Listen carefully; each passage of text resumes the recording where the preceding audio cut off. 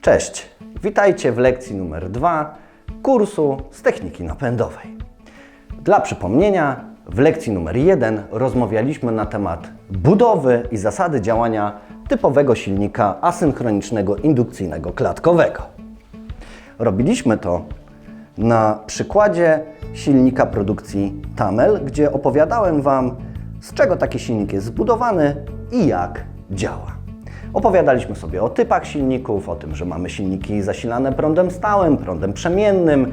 Mówiliśmy o tym, że mamy silniki asynchroniczne, synchroniczne. Mówiliśmy o ich wadach, zaletach itd.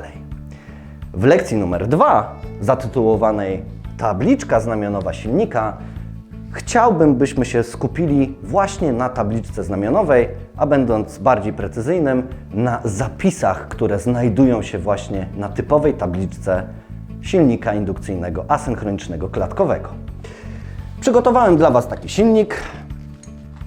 Jest to silnik produkcji ABB. No i spójrzmy, jakie zapisy znajdują się na tabliczce znamionowej.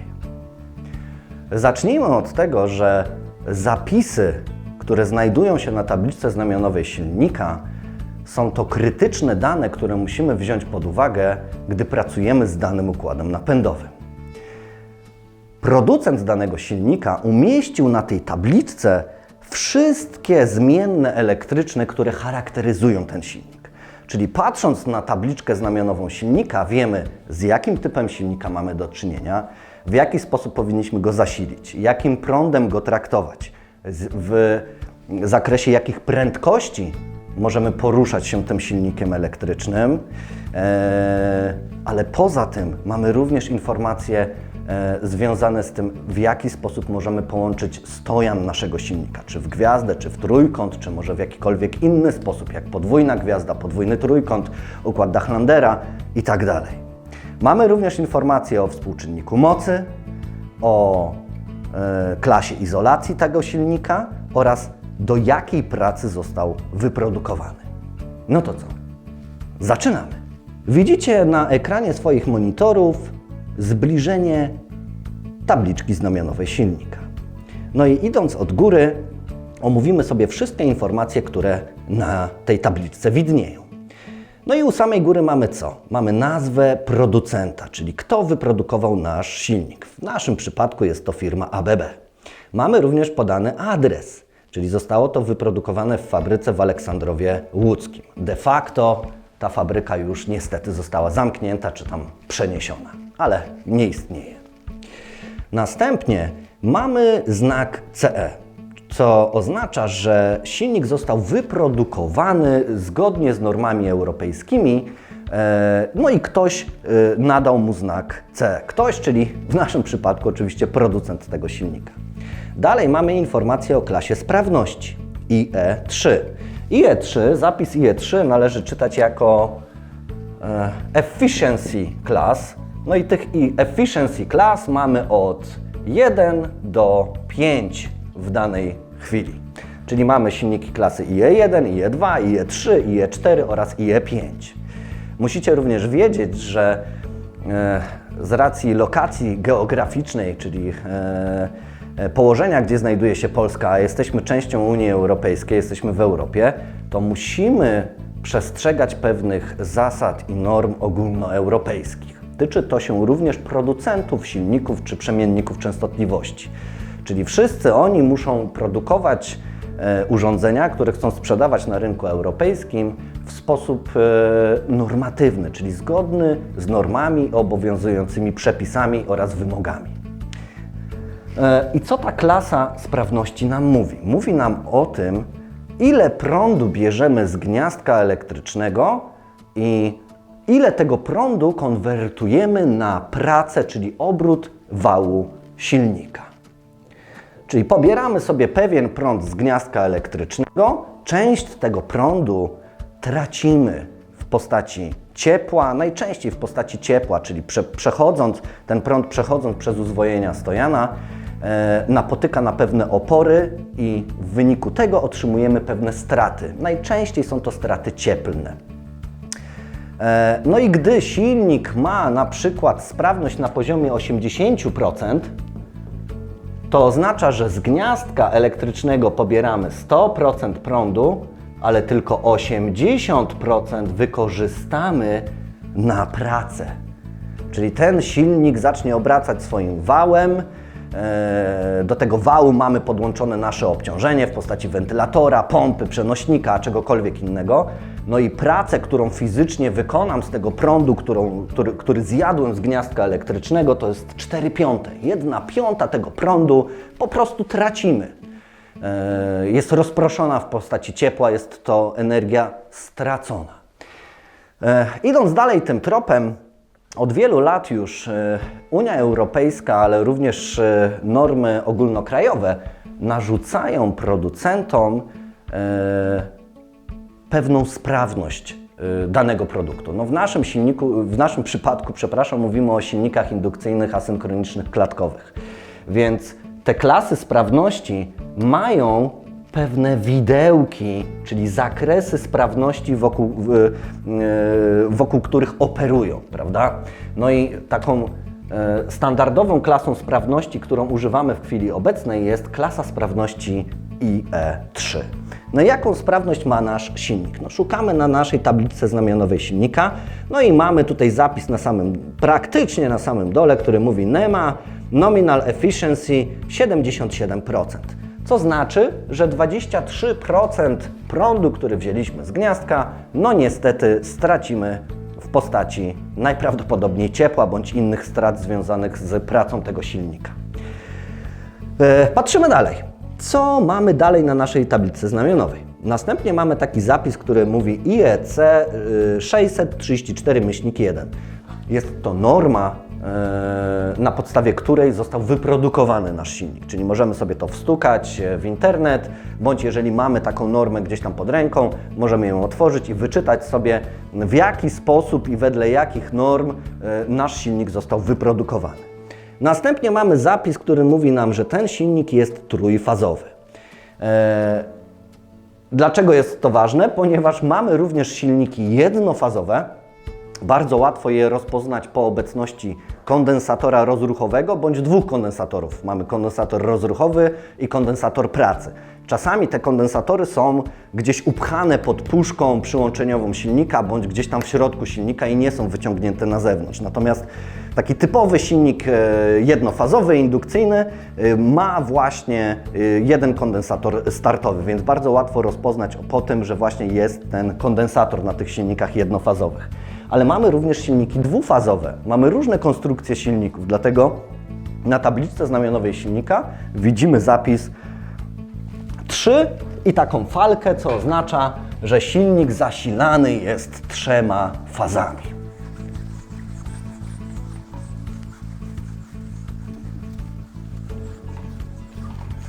Ok, czyli mamy zapis 3 i taki znaczek jakby sinusoidy, tilde, co oznacza, że właśnie silnik jest trójfazowy. No i następnie mamy podany typ tego silnika. Każdy z producentów kodowanie tego silnika wykonuje w sposób troszeczkę odmienny, czyli gdy pracujemy z danym producentem silnika, musimy nauczyć się kodowania tego silnika, prawda? Czyli musimy umieć rozpoznać te wszystkie literki, które wchodzą w skład składowy, które wchodzą w skład naszego właśnie modelu silnika. No i co mamy napisane? M3AA, że jest to seria silników M3AA. 80 oznacza i mówi nam, jaki jest wznios wału, czyli 80 jest to cyfra, która informuje nas o wielkości mechanicznej danego silnika. 80 oznacza, że silnik posiada wymiar od podłoża do środka wału równy 80 mm. I oznaczamy go właśnie jako wznios wału. No i dalej mamy jakby informację o mocowaniu tego silnika. Gdy mamy informację, że jest to B3, oznacza, że jest to mocowanie łapowe. To znaczy silnik ma łapy, za pomocą których widzimy tutaj jedną i drugą łapę, za pomocą których montujemy mechanicznie silnik do naszej maszyny, podłoża, tam gdzie ma być fizycznie zamontowany. Alternatywnie, co mówiliśmy sobie już w lekcji numer 1, mamy zestaw kołnierzy. Czyli zamiast mocowania łapowego możemy mieć mocowanie na przykład B5 bądź B14, co mówi o obecności kołnierza na froncie silnika. Czyli tutaj z przodu zamiast łap możemy założyć sobie kołnierz, prawda? Jakiś kołnierz i za pomocą tego kołnierza przymocować dany silnik do naszej maszyny, podłoża, konstrukcji mechanicznej, miejsca instalacji naszego silnika. Mamy również mocowanie łączone, czyli możemy mieć mocowanie i na łapach, i kołnierzowe, ok? Ale kolejny raz powtarzam, to wszystko czytamy sobie z tabliczki znamionowej silnika. No i co? Patrzymy dalej. Dalej mamy rok jakby produkcji, czyli 2022. Dalej mamy numer tego silnika, czyli znowu jakieś tam kodowanie producenta i dopiero zaczyna nam się właściwa tabliczka znamionowa silnika. Czyli u samej góry mamy informację o tym, że jest to silnik, który ma klasę izolacji F. No i teraz o co chodzi z tą klasą izolacji? Klasa izolacji jest to parametr, który mówi nam, w jakiej temperaturze może pracować silnik. To znaczy, do jakiej temperatury w środku jego uzwojenia mogą się nagrzać i nadal pracuje z danymi znamionowymi. Może powinniśmy zacząć w ogóle tą lekcję od stwierdzenia, czym są dane znamionowe. Bo dane znamionowe właśnie czytamy na tabliczce znamionowej, jak sama nazwa wskazuje. Więc dane znamionowe to są dane standardowe. Czyli gdy mamy napisane na tabliczce moc silnika 0,75, czyli 750 W, 0,75 kW, oznacza, że moc znamionowa tego silnika wynosi 750 W. To znaczy, że nie powinniśmy go przeciążać poza tą moc. Jest to moc nominalna, taka standardowa naszego silnika elektrycznego. No ale wróćmy do klasy izolacji. No i teraz występuje 5 klas izolacji. W zależności od tego, jaką klasę izolacji ma nasz silnik, możemy go zaprząc do pracy z na przykład aplikacjami wysokotemperaturowymi, czyli mamy jakąś suszarnię gdzieś, chcemy tam włożyć jakieś wentylatory, żeby chłodzić tą suszarnię, czy tam w jakiś sposób wietrzyć, a temperatura otoczenia będzie bardzo wysoka, no to powinniśmy używać tego silnika, który ma najwyższą klasę izolacji. No i teraz to, co musicie zapamiętać, to to, że gdy chcemy współpracować z przemiennikiem częstotliwości, powinniśmy wykorzystywać silniki, które mają klasę izolacji F. Jeżeli mamy słabszą klasę izolacji, czyli na przykład B, E bądź A, to powinniśmy użyć dodatkowych filtrów, jak na przykład filtr DU po DT bądź dławik wyjściowy na wyjściu naszego przemiennika częstotliwości, by chronić nasz silnik elektryczny przed zbytnimi przepięciami, które płyną od strony naszego przemiennika częstotliwości. Co dalej na tej naszej tablicy znamionowej mamy? Mamy raz, dwa, trzy, cztery, pięć, sześć, 7 kolumn. Znaczy jeszcze po klasie izolacji mamy stopień IP, czyli Protection Class równe IP55. Stopień IP, znowu, jest to pewien znormalizowany sposób określenia, w jaki sposób moje urządzenie jest wodoszczelne, pyłoszczelne i bezpieczne dla użytkowników. To znaczy, czy mogę go dotknąć wszędzie i nie porazi mnie prąd, czy ma gdzieś tam w swojej obudowie jakieś miejsca, gdzie może mi przejść palec i może mnie porazić prąd, czy obudowa jest wodoszczelna, pyłoszczelna i tak dalej. W dużym skrócie mówiąc, im wyższy IP, tym bardziej bezpieczna obudowa jest naszego urządzenia, ok? Czyli jest, powiedzmy, pyłoszczelna i wodoszczelna. Taki standardowy IP silników, które mamy na rynku, to jest IP55 bądź IP54. Czyli znowu patrzymy na tabliczkę i widzimy, że ma on stopień ochrony równy IP55. Następnie mamy raz, dwa, trzy, cztery, pięć, sześć, 7 kolumn. I w tych kolumnach mamy tak, wartość napięcia, dalej mamy wartość częstotliwości, dalej mamy informacje o mocy naszego silnika, Dalej mamy informacji o prędkości obrotowej, amperaż naszego silnika, współczynnik mocy, czyli cosinus phi. Mamy informację o rodzaju pracy, do jakiej został zaprojektowany nasz silnik. No i jedziemy po kolei, słuchajcie, czyli w kolumnie V mamy takie zapisy, które mówią nam 400 i obok jest taki znaczek jakby Y, mamy 230 i obok jakby znaczek D, prawda? I zostańmy na razie tutaj. Co to oznacza?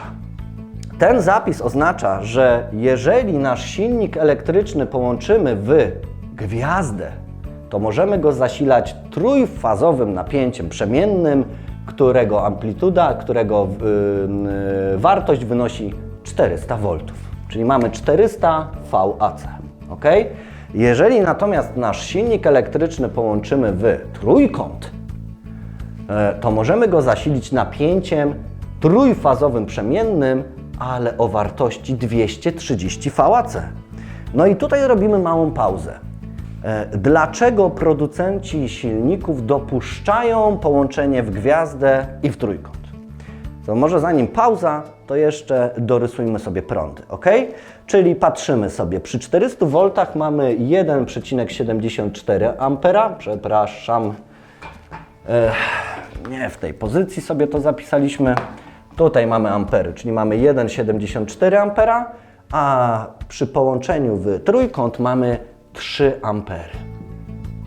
Ok? Obroty mamy takie same, czyli 2894, 2894. Moc nam się nie zmienia, oczywiście 0,75 kW. No i mamy 50 Hz. 50 Hz.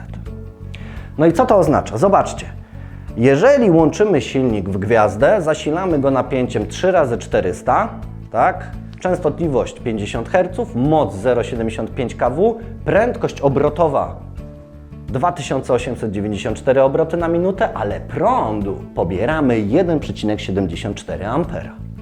Gdy ten sam silnik połączymy sobie w trójkąt, to możemy go sobie zasilić napięciem 3 razy 230 VAC, znowu 50 Hz, tyle mamy w naszym gniazdku, prawda? Moc pozostaje nam niezmienna, no moc naszego silnika się nie zmienia, ma 0,75 kW nadal. Mamy tą samą prędkość, 2894 A, ale zasilamy go prądem 3 A. Czyli różnica jakby pomiędzy połączeniem w gwiazdę a trójkąt, czyli delta bądź star, te oznaczenia mogą wyglądać następująco, czyli gwiazda to może być właśnie takie jakby Y, może być napis S, czyli star, z angielskiego gwiazda. Trójkąt z kolei, no to mamy oczywiście znaczek trójkąta, delta z języka angielskiego, czyli możecie mieć napisane D bądź S.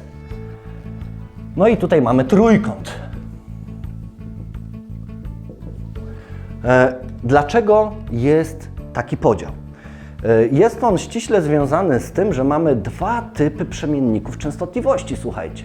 Takie dwa najpopularniejsze typy przemienników częstotliwości to jest przemiennik, który zasilamy sobie, przemienniki częstotliwości rysujemy w ten sposób na schematach elektrycznych, czyli mamy przemiennik częstotliwości, prawda? Jeden typ zasilany jedną fazą 230 VAC, czyli podajemy tutaj na zasilaniu fazę L1 230 oraz N, czyli 0, okay? A na wyjściu ten falownik daje nam 3 fazy po 230 VAC.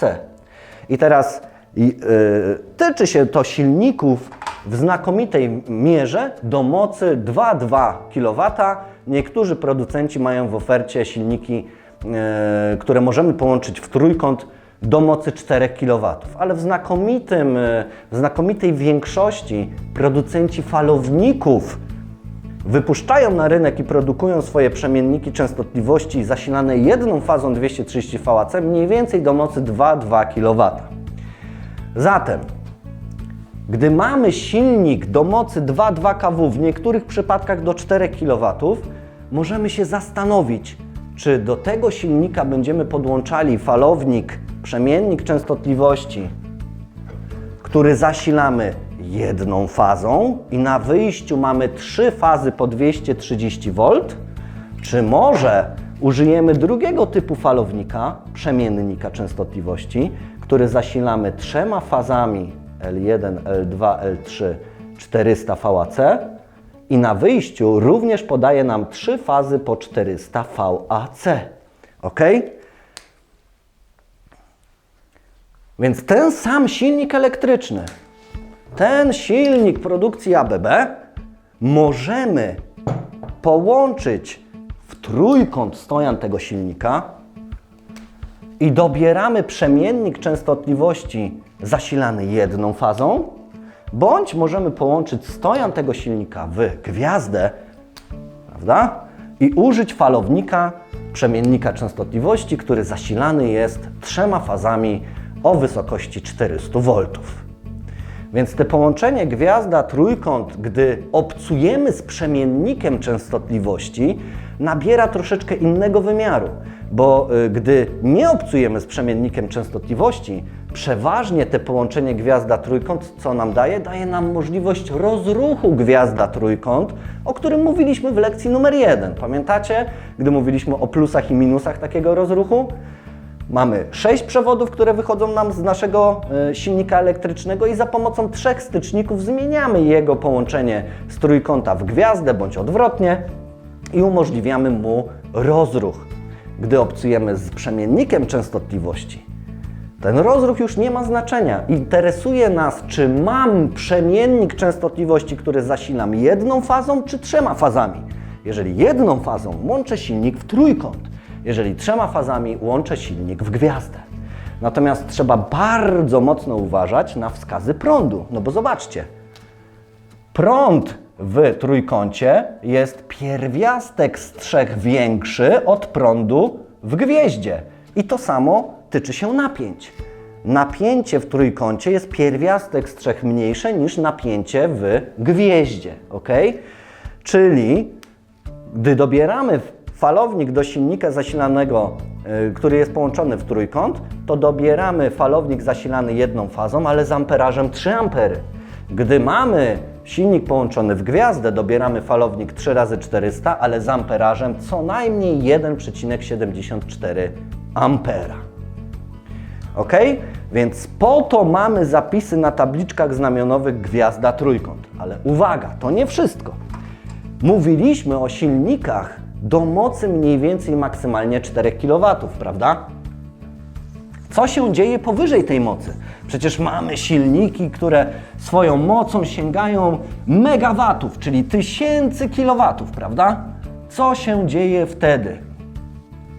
Wtedy mamy do czynienia z czymś takim, że zmieniają się nasze poziomy napięć, czyli silniki powyżej 4 kW w znakomitej większości producentów produkowane są tak, że możemy mieć połączenie gwiazda-trójkąt, ale na zupełnie inne typy napięć. Czyli w trójkącie mamy 3 razy 400 VAC, a w gwieździe mamy 3 razy 500 bądź 690 VAC. Silniki wysokich mocy, dużych mocy produkuje się na te zwiększone napięcia ze względu na fakt, że maleje nam wtedy amperaż, prawda? Czyli zwiększamy napięcie, ale maleje nam prąd takiego silnika, co implikuje, czyli niesie ze sobą kolejne benefity z tym związane, czyli mniejsze kable możemy dobierać, mniejsze zabezpieczenia do tych silników, prawda? Natomiast pamiętamy, że powyżej mocy 4 kW sprawdzamy na tabliczce znamionowej silnika, jak mamy połączyć nasz silnik, żeby pracować z przemiennikiem częstotliwości, bo również mamy przemienniki na napięcia 3 razy 500 V bądź 3 razy 690 V. Te napięcia 500 i 690 V najczęściej spotkacie w przemyśle bardzo ciężkim. W Polsce najczęściej jest to spotykane na południu kraju, gdy mówimy o kopalniach, prawda, odkrywkowych, jakichkolwiek innych. Tam mamy maszyny, które mają silniki bardzo dużej mocy i przeważnie zasilane są napięciem 3x500 albo 3x690 V. Czyli podsumowując to całą teorię związaną z połączeniem stojana, gwiazda bądź trójkąt, wszystko sprowadza się do tego, że tabliczka znamionowa silnika powinna być naszym najlepszym przyjacielem. Dlaczego? No bo zapisy, które się na niej znajdują, implikują, czy wymuszają na nas, czy podpowiadają nam, jaki typ przemiennika częstotliwości powinniśmy użyć, z jakim amperażem i z jakim poziomem napięć. Ok, czyli mamy wszystkie rzeczy związane z połączeniem gwiazda-trójkąt. Ok. No i patrzymy, co tam dalej się znajduje na tej naszej tabliczce znamionowej silnika. Mówiliśmy o czymś takim, że mamy również zapis informujący nas o tym, gdzie mamy naszą tabliczkę. Tutaj mamy naszą tabliczkę znamionową silnika. Mamy zapis informujący nas o tym, jaka jest prędkość. Czyli patrzymy na naszą tabliczkę i mamy, że mamy prędkość 2894 RPM, co oznacza round per minute, czyli obroty na minutę z języka angielskiego, bądź po polsku obroty na minutę. Ok? No i teraz co to oznacza? W lekcji numer 1 mówiłem Wam i podawałem Wam taki bardzo prosty wzór, za pomocą którego możemy sobie przeliczyć częstotliwość na prędkość obrotową i odwrotnie. Ok? Przypominam, RPM, czyli obroty na minutę, równa się częstotliwość znamionowa razy 60 podzielone przez liczbę par biegunów. Co to są bieguny silnika? Wiecie z lekcji numer 1, prawda? Mówiłem tam, że gdy silnik elektryczny ma prędkość synchroniczną 3000 RPM, to mówimy, że ma jedną parę biegunów, czyli 2 bieguny. Gdy mówimy o prędkości synchronicznej 1500 RPM, to silnik ma 2 pary biegunów, czyli 4 bieguny. Gdy mówimy o prędkości 1000 RPM, to silnik ma 3 pary biegunów, czyli 6 biegunów i tak dalej, bo silniki mamy i 8-polowe, 10-polowe, 12-polowe, w zależności od tego, co chcemy, jaką aplikację chcemy zbudować. No i idąc dalej tym tropem, możemy sobie podstawić do wzoru, prawda? Czyli mamy 50 Hz razy 60 i nasz silnik ABB ma jedną parę biegunów, czyli 2 bieguny. Podzielić przez 1. No i uzyskujemy tutaj cyfrę 3000 obrotów na minutę. Natomiast nasza tabliczka znamionowa, nasz najlepszy przyjaciel podpowiada nam, że to nie są 3000 obrotów, ale 2894 obroty. No i teraz w jaki sposób należy tą informację odczytywać? Należy ją odczytywać następująco. W pełni nieobciążony silnik, czyli mamy rozsprzęglony silnik, nie ma połączenia z wałem silnika obciążenia. Po prostu nasz silnik działa na biegu jałowym, tak to określamy, czyli bez obciążenia. Uzyska on prędkość 3000 RPM. Dlaczego? Ponieważ nie mamy poślizgu, nie mamy obciążenia, który generuje nam poślizg w naszym silniku.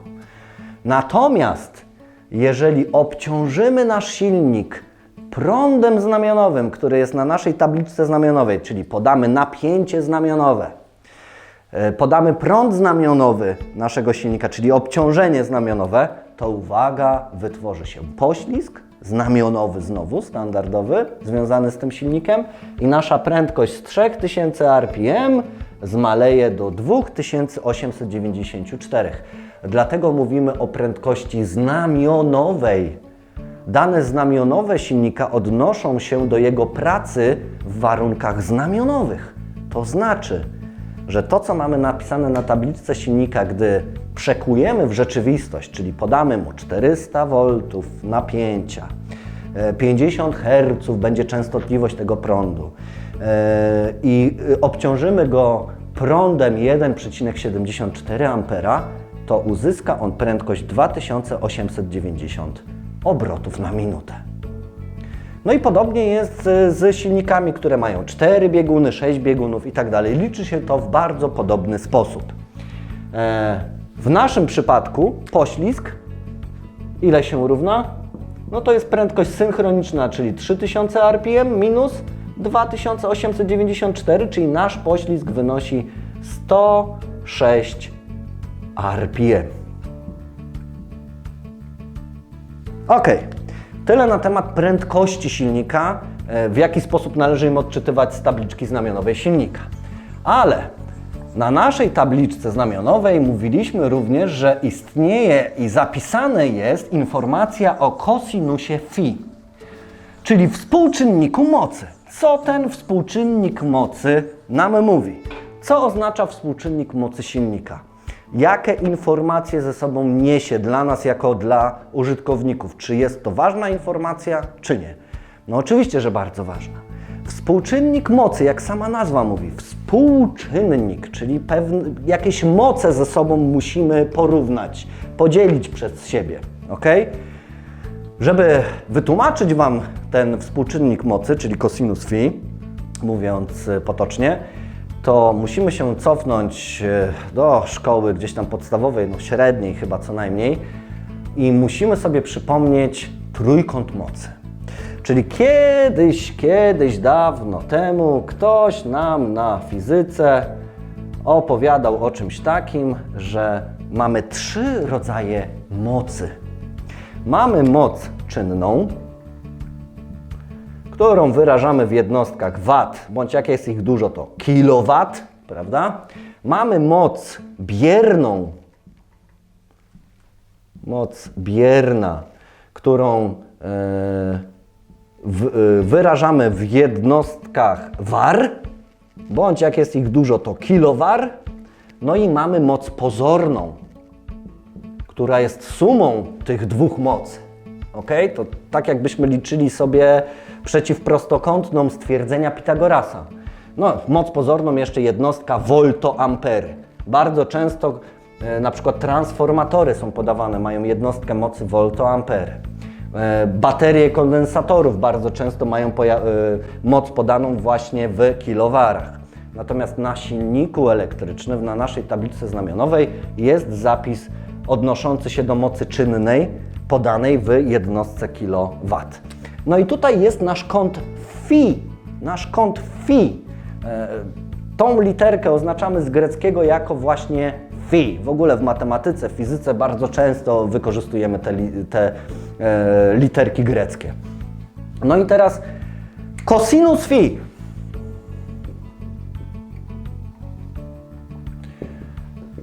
Co to jest cosinus φ, prawda? Wracamy do tej szkoły średniej, no i przypominamy sobie definicję kosinusa tego kąta.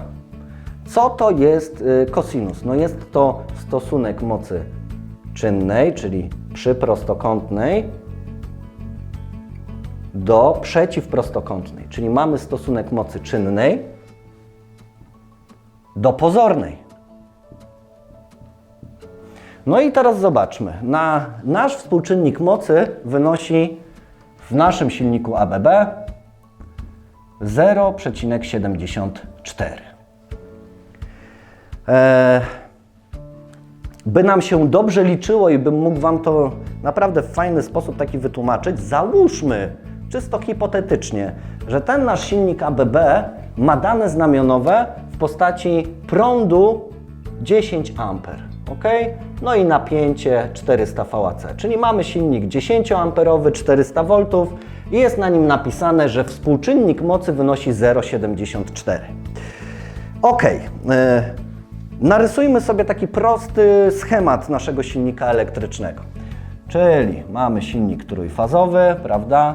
3 fazy, L1, L2, L3, przewód PE, ochronny oczywiście. No i tutaj jest nasze źródło zasilania. Jak to się dzieje z punktu widzenia silnika? Sam silnik elektryczny, czyli praca, którą wykonuje nasz silnik elektryczny, czyli obrót tego wału silnika, związany jest czysto z mocą czynną. Czyli moc czynna to jest taka moc, która obraca nam wał tego silnika. Mamy tu podłączony, nie wiem, wentylator, pompę, obraca nam naszym obciążeniem, wprawia w ruch naszą maszynę. Moc bierna natomiast jest konieczna do działania silnika elektrycznego, ale jest to, można tak powiedzieć w dużym skrócie myślowym, że jest to moc stracona, bo moc bierna to jest moc, która pulsuje pomiędzy naszym źródłem zasilania a naszym silnikiem. Ona odbija się w tą i z powrotem, ta moc bierna krąży pomiędzy naszym źródłem zasilania a naszym silnikiem elektrycznym i robi co? Magnesuje nasz silnik, wytwarza w nim strumień magnetyczny. Jest niezbędna moc bierna do działania naszego silnika elektrycznego. Czyli jak już mówiliśmy, ta moc bierna odbija się od silnika, wraca do zasilania, tak sobie pulsuje, krąży i magnesuje nasz silnik. No i teraz, co oznacza ten cosinus phi? Ten cosinus phi oznacza 0,74 mniej więcej tyle, że nasz silnik pobiera z sieci 10 A, z czego 2,6 A potrzebował, żeby się namagnesować, tak? A 7,4 A wykorzystał na obrót wału silnika, czyli zamienił tą energię na pracę mechaniczną. W dużym skrócie można powiedzieć, że im większy współczynnik mocy cosinus phi, z tym lepszej klasy silnikiem operujemy. Gdybyśmy mieli cosinus phi na poziomie 0,5, to znaczy, że połowę prądu znamionowego, którego pobrałem z gniazdka elektrycznego, wykorzystałem na magnesowanie tego silnika i na nic więcej. Tylko połowa tego prądu została przetworzona na pracę jakąś mechaniczną, którą wykorzystał ten silnik. Więc ten współczynnik mocy jest kluczowy, bo mówi nam o klasie silnika, mówi nam, ile mocy biernej ten silnik musi pobrać z gniazdka elektrycznego. I jeszcze raz powtarzam, im wyższy cosinus phi, tym dla nas lepiej, jako dla użytkowników. No i tutaj taka mała dygresja, że gdy włożymy do naszego układu przemiennik częstotliwości, czyli zamiast naszego źródła zasilania w postaci gniazdka rozruchu bezpośredniego damy przemiennik częstotliwości, tego oto naszego kolegę, to ten współczynnik mocy znacznie wzrośnie. Znacznie wzrośnie w związku z tym, że przemiennik częstotliwości sam wytwarza moc bierną, a z sieci pobiera niemalże tylko moc czynną. Troszeczkę więcej na ten temat powiem później, gdy dojdziemy do budowy przemiennika częstotliwości, ale na teraz musicie wiedzieć, że standardowy współczynnik mocy silnika wzrasta, gdy zasilimy go z przemiennika częstotliwości. Ok, wracamy do naszej tabliczki znamionowej silnika, bo to absolutnie jeszcze nie jest koniec. Jakie zapisy jeszcze znajdują się na tabliczce znamionowej silnika? Mówiliśmy już o naprawdę wielu zmiennych, ale pozostały nam jeszcze co najmniej dwie takie bardzo istotne i ważne rzeczy, które musimy sobie wytłumaczyć. O czym mowa? Na samym końcu, w ostatniej kolumnie, mamy coś takiego jak duty i jest napisane S1. To duty jest to tak naprawdę rodzaj pracy silnika, do jakiej został wyprodukowany. No i tych duty, czyli rodzajów prac silnika, mamy co najmniej 8. Czyli mamy S1, S2, S3, S4, S5, aż do S8. No i teraz co one oznaczają? Gdy widzimy zapis S1 na tabliczce znamionowej naszego silnika, oznacza on praca ciągła. I najczęściej z tego typu silnikami będziecie mieli do czynienia w przemyśle. Co to oznacza? To oznacza, że producent mówi nam jednoznacznie tyle. Jeżeli zakupiłeś nasz silnik elektryczny i podałeś mu znamionowe dane elektryczne w postaci 400 V, obciążyłeś go znamionowym obciążeniem 1,74 A, zasiliłeś go z sieci trójfazowej o częstotliwości prądu 50 Hz, to możesz w nieskończony sposób używać tego silnika. To znaczy możesz go włączyć i on może pracować sobie w nieskończoność. No oczywiście zakładając, że temperatura otoczenia jest stabilna, stała i w zakresie danych znamionowych, prawda? No bo gdy pojedziemy sobie na Saharę z tym silnikiem, no to oczywiście jego charakterystyka pracy będzie zgoła odmienna. Ale mówimy o standardowych warunkach pracy, czyli zapis S1 mówi, możesz ciągle obciążać ten silnik prądem znamionowym, nic mu się nie wydarzy. On się zagrzeje, będziesz czuł, że jest gorący i w ogóle, ale nie martw się, wszystko jest w porządku. Kolejne prace związane są z pracami przerywanymi bądź dorywczymi. No i mam tutaj taką małą ściągę, oczywiście, no bo wszystkich tych prac nie pamiętam. Natomiast co mówi nam S2? Jest to praca dorywcza.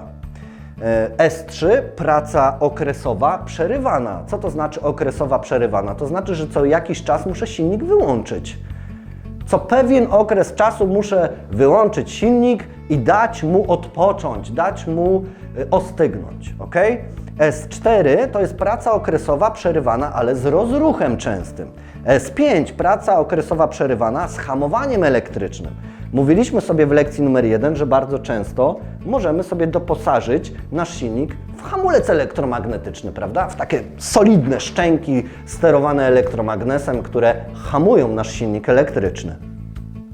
S6 to praca okresowa długotrwała z przerwami jałowymi. To znaczy, że mogę w sposób ciągły pracować z moim silnikiem, ale co pewien czas muszę mu zdejmować obciążenie. Nie muszę go wyłączać z gniazdka całkowicie, ale muszę mu zdejmować obciążenie i dać znowu odpocząć. S7 to praca okresowa długotrwała z hamowaniem elektrycznym, a S8 to praca okresowa długotrwała ze zmianami prędkości obrotowej, czyli na przykład przy współpracy z przemiennikiem częstotliwości, którym sterujemy prędkość tego silnika. Ok? No i teraz, jak już wspominałem Wam wcześniej, najczęściej będziemy używali silników w klasie S1, czyli z tą pracą ciągłą, ale bardzo często w niektórego typu aplikacjach, a najczęściej spotykam to w aplikacjach CNC, czyli różnego rodzaju wrzeciona, prawda, obrotowe, czyli coś frezujemy, coś wiercimy, coś przewiercamy, coś nawiercamy, coś szlifujemy, coś polerujemy i tak dalej. Czyli tam, gdzie mamy do czynienia z wrzecionami, bądź z aplikacjami HVAC, najczęściej wentylatory. Również możecie się spotkać, że to nie będą silniki do pracy ciągłej S1, ale na przykład do pracy przerywanej. Czyli na przykład na takim silniku możecie mieć napisane duty i na przykład S8 i z dopiskiem 40%, co oznacza, że 40% czasu mogę pracować z silnikiem, a 60% czasu muszę dać mu odpocząć, żeby ostygnął. No i jest to naprawdę kluczowe, bo jeżeli nie będziemy przestrzegali tych zapisów związanych, bądź okoliczności związanych z naszą pracą silnika, no możemy go w bardzo prosty sposób uszkodzić, spalić, przegrzać. No producent nam mówi, słuchaj, możesz go obciążyć znamionowo, ale przez godzinę możesz z nim pracować. Następną godzinę on musi odpoczywać. No i znowu godzinę pracuje, godzinę odpoczywa, ok? Więc zwracamy szczególną uwagę na te zapisy. Ale jak już wspominałem kilkukrotnie, najczęściej będziecie mieli do czynienia z pracą ciągłą. Ok, więc wyjaśniliśmy sobie, czym jest to duty, ok? W odniesieniu do pracy naszego silnika elektrycznego. No i już wiemy, że związane jest to z jego czasem pracy na danych znamionowych. Co nam na tej tablicy znamionowej silnika jeszcze pozostało? Na samym dole widzicie również informacje o sprawnościach, czyli gdy mam obciążony w pełni nasz silnik, jaką ma sprawność, gdy go obciążamy w 75% i w 50%. Oraz dopisek, że przy 60 Hz w klasie IE3 mamy 77% sprawności przy 100% obciążeniu. No i na samym dole mamy product code, prawda? Czyli 3GAA 081320 ASK i ten product code mówi nam, no tak naprawdę jest to model, numerek modelu silnika elektrycznego stworzonego przez producenta ABB, gdzie zakodowany jest właśnie sposób montażu, wielkość obudowy mechanicznej danego silnika. No, za pomocą tego numerku jesteśmy w stanie określić, jaki to jest typ silnika. Oczywiście no, musimy zajrzeć do katalogu naszego dostawcy, naszego producenta, ok? No i na samym dole widzimy, producent nam podaje nawet jakie typy łożysk użył w naszym silniku, czyli mamy łożysko tylne, mamy łożysko przednie, no i mamy napisane, jakie tego typu są łożyska. Z prawej strony, w prawym dolnym rogu mamy wagę, no i na samym dole jeszcze mamy jakieś dopiski związane z certyfikatami, że również spełnia normę UL, a norma UL to jest takie CE dla Stanów Zjednoczonych, czyli Europa ma CE, a Stany Zjednoczone mają UL. Co warto dopowiedzieć na sam koniec? Dosłownie dwie rzeczy. Pierwsza sprawa, że producent danego silnika elektrycznego zawsze pod dekielkiem przyłączeniowym, gdy go odkręcimy i zdejmiemy ten dekielek, to zobaczymy małą ściągę. To znaczy, w jaki sposób możemy sobie nasz silnik elektryczny podłączyć, prawda? Mówiliśmy o gwieździe i połączeniu w gwiazdę i połączeniu w trójkąt. No to mamy taki mały schemacik zawsze pod tym dekielkiem przyłączeniowym. Producent nam to podpowiada. Dopowiem Wam jeszcze, że te blaszki przyłączeniowe, za pomocą których robimy sobie te zworki, czyli przy połączeniu w trójkąt powinniśmy mieć te blaszki w ten sposób zrobione, a teraz jesteśmy w połączeniu w gwiazdę, prawda? Tak jak nam pokazuje ten schemat. Tutaj mamy gwiazdę, podłączamy się do silnika 3 fazami. Gdybyśmy chcieli go przepiąć w trójkąt, no to byśmy te blaszki poodkręcali i położyli, przykręcili je w taki sposób. 1, 2 i 3. No i podajemy 3 fazy na nasz silnik. Pamiętajcie natomiast o fakcie, że te blaszki przeważnie są wykręcone i są włożone w takim woreczku tutaj w tej puszce zaciskowej, czyli jak kupicie nowy silnik i odkręcicie tą puszkę, to te blaszki będziecie mieli luzem tutaj w woreczku, no i musicie sobie je skręcić w silniku, ok? Bo silnik Wam nie będzie działał. Podacie napięcie i częstotliwość na ten silnik, no a on nawet nie ruszy, nawet nie drgnie, no bo musimy mu blaszkami określić sposób połączenia z stojana. Druga sprawa, o której chciałem Wam tak na sam koniec dopowiedzieć, to informacja związana o lokalizacji tabliczki znamionowej silnika, czyli przeważnie jest ona umiejscowiona gdzieś z boku naszego silnika elektrycznego, czyli z lewej bądź z prawej strony, ale też bardzo często znajdziecie ją od góry, z boku. Na specjalne życzenie można sobie tą tabliczkę zamówić ze stali nierdzewnej, że tak powiem, a silniki, które już troszeczkę przepracowały, bardzo często mają tą tabliczkę zamazaną bądź zardzewiałą. Tyle na temat tabliczki znamionowej silnika asynchronicznego, indukcyjnego, klatkowego.